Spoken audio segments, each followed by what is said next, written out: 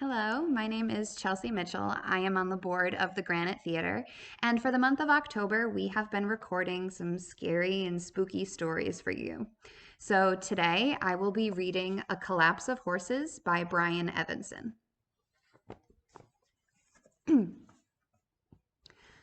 I am certain nobody in my family survived. I am certain they burned, that their faces blackened and bubbled just as did my own. But in their case, they did not recover, but perished. You are not one of them. You cannot be. For if you were, you would be dead. Why you choose to pretend to be and what you hope to gain from it, this is what interests me. Now, it is your turn to listen to me, to listen to my proofs, though I know you will not be convinced. Imagine this. Walking through the countryside one day, you come across a paddock. Lying there on their sides, in the dust, unnaturally still, are 4 horses. All 4 are prone, with no horses standing. They do not breathe and do not, as far as you can see, move. They are, to all appearances, dead. And yet, on the edge of the paddock, not 20 yards distant, a man fills their trough with water. Are the horses alive and appearances deceptive? Has the man simply not yet turned to see that the horses are dead? Or has he been so shaken by what he has seen that he doesn't know what to do but to proceed as if nothing has happened? If you turn and walk hurriedly on, leaving before anything decisive happens, what do the horses become for you? Well, they remain both alive and dead, which makes them not quite alive nor quite dead. And what, in turn, carrying that paradoxical knowledge in your head, does that make you? I do not think of myself as special, as anything but ordinary. I completed a degree at a 3rd-tier university housed in the town where I grew up. I graduated safely ensconced in the middle of my class. I found passable employment in the same town. I met a woman, married her, had children with her. 3 or 4 perhaps, there is some disagreement on that score. And then the 2 of us fell gradually and gently out of love. Then came an incident at work, an accident, a so-called freak one. It left me with a broken skull and, for a short time, a certain amount of confusion. I awoke in an unfamiliar place to find myself strapped down. It seemed to me, I will admit this too, it seemed for some time, hours at least, and possibly even days, that I was not in the hospital at all, but in a mental facility. But my wife, faithful and ever-present, slowly soothed me into a different understanding of my circumstances. My limbs, she insisted, were restrained simply because I had been delirious. Now that I no longer was, the straps could be loosened. Not quite yet, but soon. There was nothing to worry about. I just had to calm down. Soon everything would return to normal. In some ways, I suppose everything did, or at least tried to. After the accident, I received some minor compensation from my employer and was sent out to pasture. Such was the situation. Myself, my wife, my children, at the beginning of a hot and sweltering summer, crammed in the house together with nowhere to go. I would awaken each day to find the house different from how it had been the day before. A door was in the wrong place. A window had stretched a few inches longer than it had been when I had gone to bed the night before. The light switch, I was certain, had been forced half an inch to the right. Always just a small thing. Almost nothing at all. Just enough for me to notice. In the beginning, I tried to point these changes out to my wife. She seemed puzzled at first, and then she became somewhat evasive in her responses. For a time, part of me believed her responsible. Perhaps she had developed some deft technique for quickly changing and modifying the house. But another part of me felt certain, or nearly so, that this was impossible. And as time went on, my wife's evasiveness took on a certain wariness, even fear. This convinced me that not only was she not changing the house, but that daily her mind simply adjusted to the changed world and dubbed it the same. She literally could not see the differences I saw. Just as she could not see that sometimes we had 3 children and sometimes 4. No, she could only ever see 3. Or perhaps 4. To be honest, I don't remember how many she saw. But the point was, as long as we were in the house, there were sometimes 3 children and sometimes 4. But that was due to the idiosyncrasies of the house as well. I would not know how many children there would be until I went from room to room. Sometimes the room at the end of the hall was narrow and had one bed in it. Other times it had grown large in the night and had two. I would count the number of beds each morning when I woke up, and sometimes there would be 3, sometimes 4. From there, I could extrapolate how many children I had, and I found this a more reliable method than trying to count the children themselves. I would never know how much of a father I was until I counted beds. I could not discuss this with my wife. When I tried to lay out my proofs for her, she thought I was joking. Quickly, however, she decided it was an indication of a troubled mental state and insisted I seek treatment, which, under duress, I did. To no avail. The only thing the treatment convinced me of was that there were certain things that one shouldn't say even to one's spouse. Things that they are just not ready and may never be ready to hear. My children were not ready for it either. The few times I tried to fulfill my duties as a father and sit them down to tell them the sobering truth that sometimes one of them didn't exist, unless it was that sometimes one of them existed twice, I got nowhere. Or less than nowhere. Confusion, tears, panic, and, after they reported back to my wife, more threats of treatment. What, then, was the truth of the situation? Why was I the only one who could see the house changing? And what were my obligations to my family in terms of helping them see and understand? How was I to help them if they desired not to be helped? Being a sensible man, a part of me couldn't help but wonder if what I was experiencing had any relation to reality at all. Perhaps there was something wrong with me. Perhaps, I tried to believe, the accident had changed me. And I did try my level best, or nearly so, to see things their way. I tried to ignore the lurch reality took each morning, the way the house was not exactly the house it had been the night before, as if someone had moved us to a similar but not quite identical house as we slept. Perhaps they had. I tried to believe that I had 3, not 4 children, and when that did not work, that I had 4, not 3 children. And when that didn't work, that there was no correlation between children and beds, to turn a blind eye to that room at the end of the hall and the way it kept expanding out or collapsing in like a lung. Nothing seemed to work. I could not believe. Perhaps if we moved, things would be different. Perhaps the house was, in some manner or other, alive, or haunted maybe, or just wrong. But when I raised the idea of moving with my wife, she coughed out a strange barking laugh before enumerating all the reasons this was a bad idea. There was no money and little prospect of any coming in now that I'd had my accident and lost my job. We'd bought the house recently enough that we would take a substantial loss if we sold it.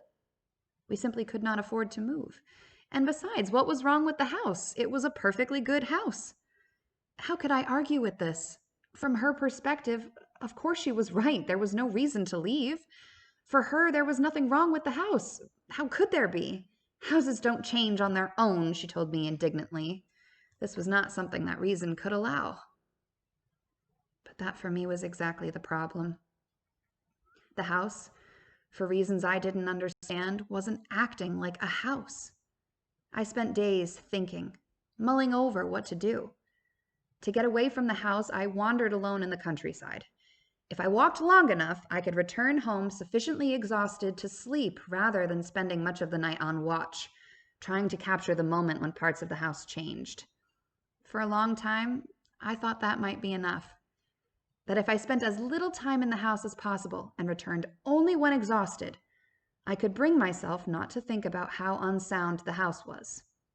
That I would wake up sufficiently hazy to no longer care what was where and how it differed from before. That might have gone on for a long time, even forever or the equivalent. But then in my walks I stumbled upon, or perhaps was led to, something. It was a paddock. I saw horses lying in the dirt, seemingly dead. They couldn't be dead, could they? I looked to see if I could tell if they were breathing and found I could not. I could not say honestly if they were dead or alive, and I still cannot say. I noticed a man on the far side of the paddock filling their trough with water, facing away from them, and wondered if he had seen the horses behind him, and if not, when he turned, whether he would be as unsettled as I. Would he approach them and determine they were dead? Or would his approach startle them to life? Or had he seen them dead already, and had his mind been unable to take it in? For a moment I waited, but at the time, in the moment, there seemed something more terrible to me about the idea of knowing for certain that the horses were dead than there was about not knowing whether they were dead or alive, and so I hastily left, not realizing that to escape a moment of potential discomfort, I was leaving them forever in my head as not quite dead, but in another sense, nearly alive. That to leave as I had was to assume the place of the man beside the trough, but without ever being able to turn and learn the truth. In the days that followed, that image haunted me.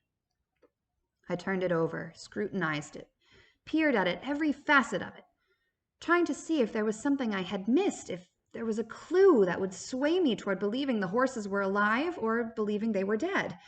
If there was a clue to reveal to me that the man beside the trough knew more than I had believed.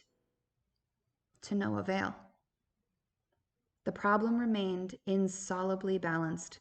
If I went back, I couldn't help asking myself, would anything have changed? Would the horses still, even now, be lying there? And if they were, would they have begun to decay in a way that would prove them dead? Or would they be exactly as I had last seen them, including the man still filling the trough? What a terrifying thought. Since I'd stumbled upon the paddock, I didn't know exactly where it was. Every walk I went on, even every step I took away from the house, I risked stumbling onto it again. I began walking slower, stopping frequently, scrutinizing my surroundings and shying away from any area that might remotely harbor a paddock. But after a while, I deemed even that insufficiently safe, and I found myself hardly able to leave the house. And yet, with the house always changing, I couldn't remain there either. There was, I gradually realized, a simple choice. Either I would have to steel myself and return and confront the horses, or I would have to confront the house. Either horse or house, either house or horse. But what sort of choice was that really? The words were hardly different, pronounced more or less the same, with one letter only having accidentally been dialed up too high or too low in the alphabet. No, I came to feel, by going out to avoid the house and finding the horses, I had, in a manner of speaking, simply found again the house. It must be, that the prone horses were there for me, to teach a lesson to me, that they were meant to tell me something about their near namesake, the house. The devastation of that scene, the collapse of the horses, gnawed on me. It was telling me something I wasn't sure I wanted to hear. At first, part of me resisted the idea. No, I told myself it was too extreme a step. Lives were at stake. The lives of my wife and at least 3 children. The risks were too great. But what was I to do? In my mind, I kept seeing the collapsed horses, and I felt my thoughts again churn over their state. Were they alive or were they dead? I kept imagining myself there at the trough, paralyzed, unable to turn and look, and it came to seem to me my perpetual condition. In my worst moments, it seemed the state not only of me, but of the whole world, with all of us on the verge of turning around and finding the dead behind us. And from there, I slipped back to the house, which, like the horses, seemed in a sort of suspended state. I knew it was changing, that something strange was happening. I was sure of that, at least, but I didn't know how or what the changes meant, and I couldn't make anyone else see them. And when it came to the house, I tried to convince myself I could see what others could not. But the rest of the world was like the man filling the horse trough, unable to see the fallen horses. Thinking this naturally led me away from the idea of the house and back instead to the horses. What I should have done, I told myself, was to have thrown a rock. I should have stooped and scraped the dirt until my fingers closed around a stone and then shied it at one of the horses, waiting either for the meaty thud of dead flesh or the shudder and annoyed whicker of a struck living horse. Not knowing is something you can only suspend yourself in for the briefest moment. No, even if what you have to face is horrible. In an inexplicably dead herd of horses, even an inexplicably dead family, it must be faced. And so I turned away from the house and went back to look for the paddock. steeling myself for whatever I would find. I was ready, rock in hand. I would find out the truth about the horses, and I would accept it no matter what it was. Or at least I would have. But no matter how hard I looked, no matter how long I walked, I could not find the paddock. I walked for miles, days even. I took every road, known and unknown, but it simply wasn't there. Was something wrong with me? Had the paddock existed at all? I wondered. Was it simply something my mind had invented to cope with the problem of the house? House, horse, horse, house. Almost the same word. For all intents and purposes, in this case, it was the same word. I would still throw a rock, so to speak, I told myself, but I would throw that so-called rock not at a horse, but at a house. But still I hesitated, thinking, planning. Night after night I sat, imagining coils of smoke writhing around me and then the rising of flames.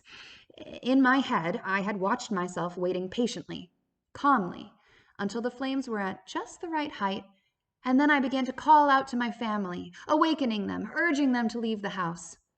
In my head, we unfurled sheets through windows and shimmied nimbly to safety. We reached safety every time.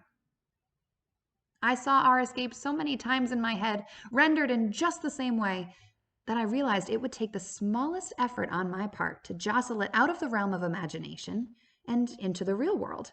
Then the house would be gone and could do no more damage, and both myself and my family would be safe.